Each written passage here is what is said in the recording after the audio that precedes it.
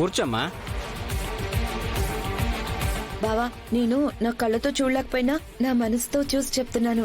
నా మనసుకు నచ్చినట్టుగా ఏర్పాట్లు చేశాను. ఎలా ఉంది బావా? ఏంటి చారు ఇది? పెళ్లికి కావాల్సిన ఏర్పాట్లు కనిపిస్తున్నాయి. ఓ, పెళ్లి చేసుకోబోతున్నావా? కంగ్రాట్స్. థ్యాంక్ యూ బావా. ఇంతకీ అబ్బాయి ఎవరు?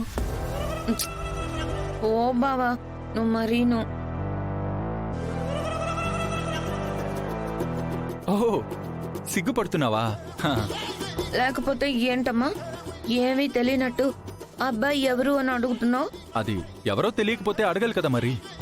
ఎవరో అయితే నేనెందుకు అంత సిగ్గుపడతాను? మనసుకి నచ్చినాడు, ఆ, నేను మనవాడినవాడు, నా జీవితాన్ని పంచుకునే ఒకే ఒక్క మగాడు మ్, శ్రీనుబా ఒక్కడే. సీనునా? వాడెవడు?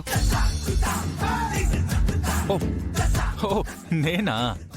అవును బావా, మర్చిపోయావా ఏంటి?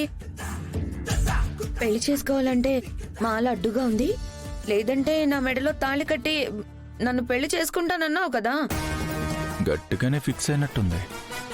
నీకోసమే నేను మాల తీసేశాను బావా. ఇప్పుడు మనిద్దరం పెళ్లి చేసుకుందాం. నువ్వు నా మెడలో తాళి కట్టు, మనిద్దరం భార్యాభర్తలం అయిపోదాం.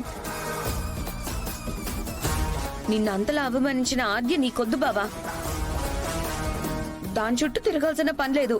నీకు నేనున్నానుగా, రా మనిద్దరం పెళ్లి చేసుకుందాం.